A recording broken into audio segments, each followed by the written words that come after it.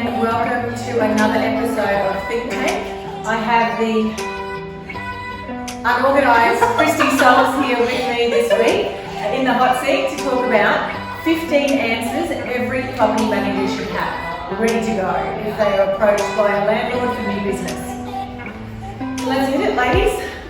The first question is for Kylie. What are your business core values?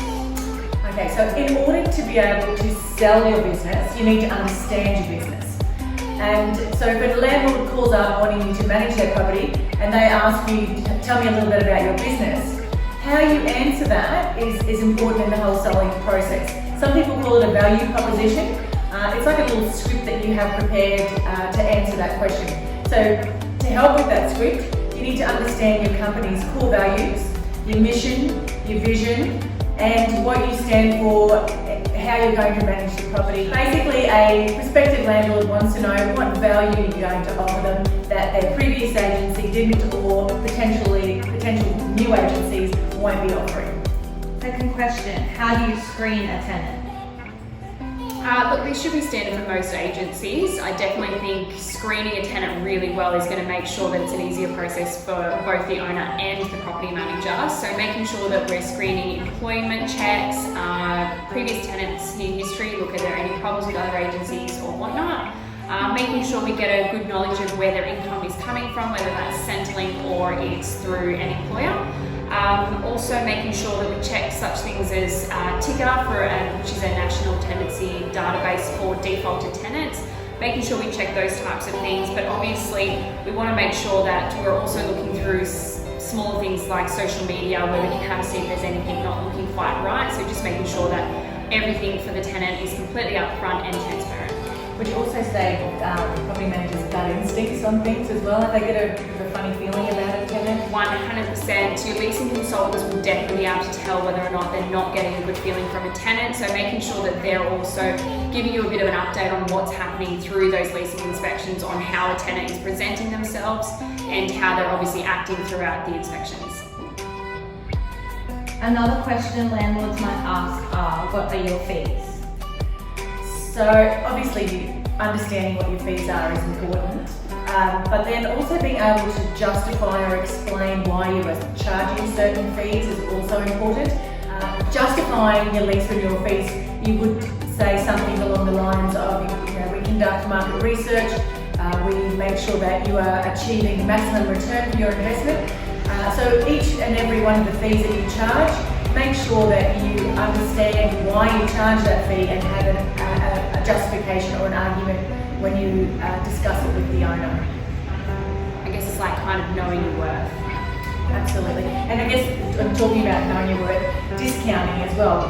Being very careful to discount on your fee or not to discount on your fees because you want to sell your value of why you are charging those fees. In certain circumstances you may have to negotiate a discount, for example, if the owner's got multiple properties, but in general you want to stand by what you're going to deliver to the client.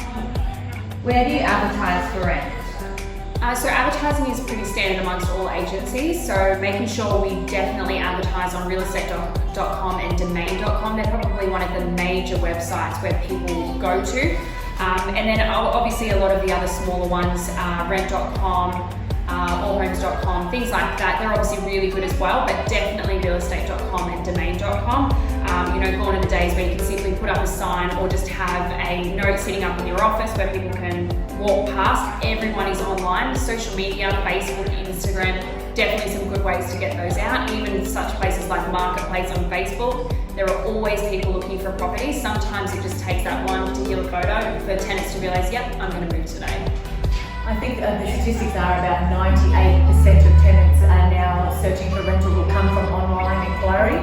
So yeah, very important to have that online presence.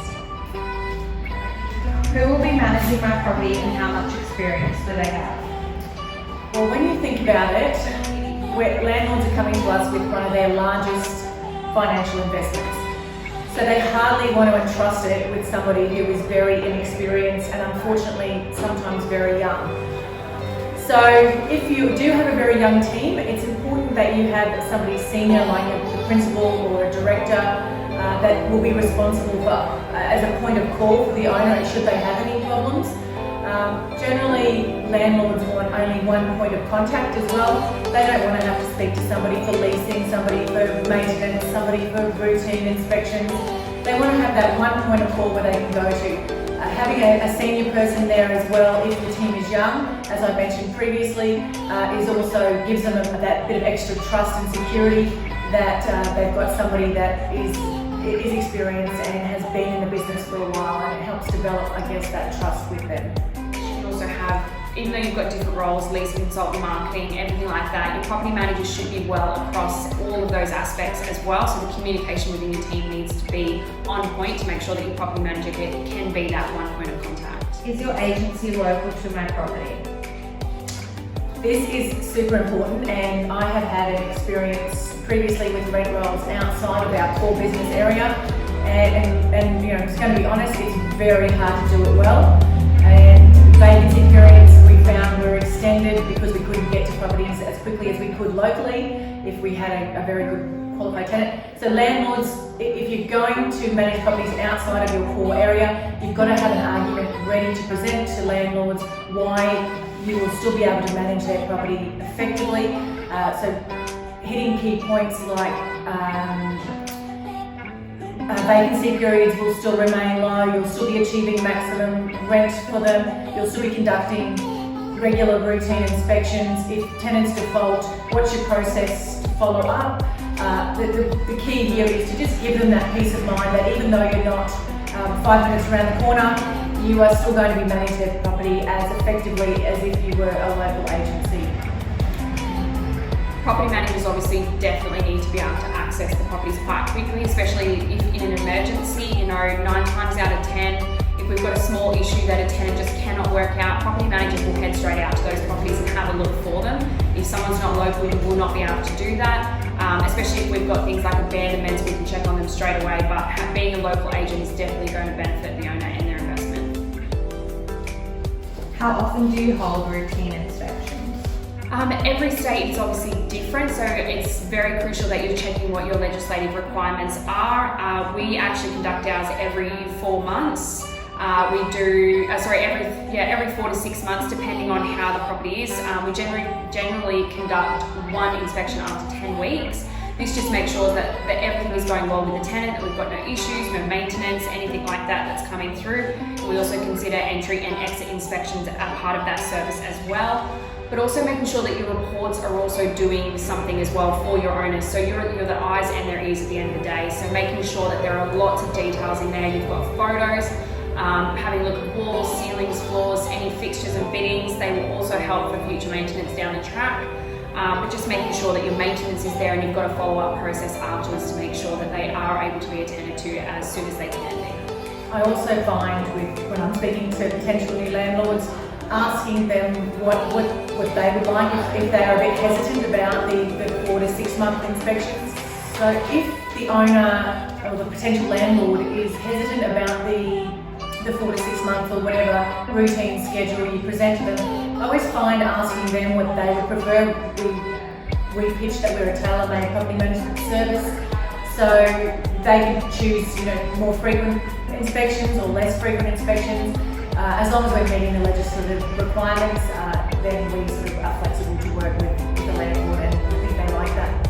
And definitely, if you've got any issues or anything like that with tenants, please assure your owners that if there is issues, that you will follow them up quite quickly, so that they're not going to feel that if there is any issues, you're going to wait another 4 to 6 months before you re-attend. Definitely having those follow-up inspections, if there are any minor issues, will help them to be assured that everything's going to be okay. What is your maintenance procedure?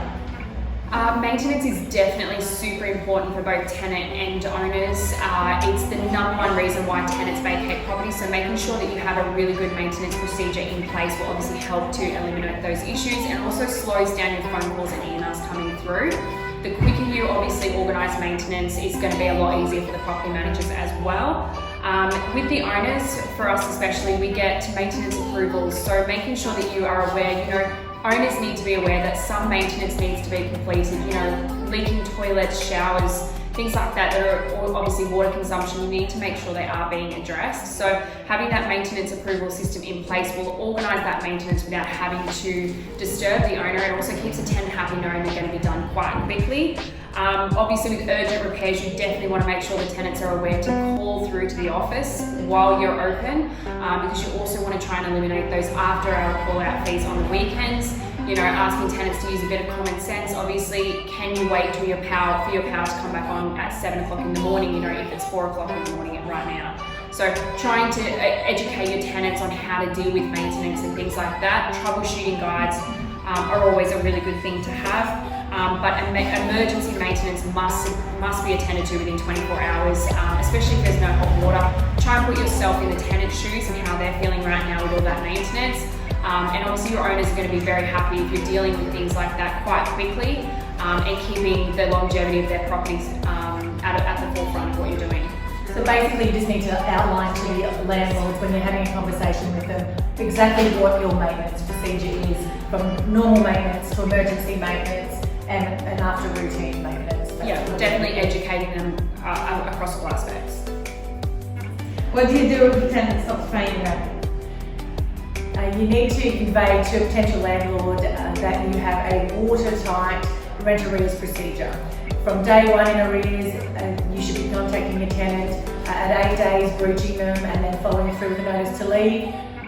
Step through the landlord, exactly what the steps are.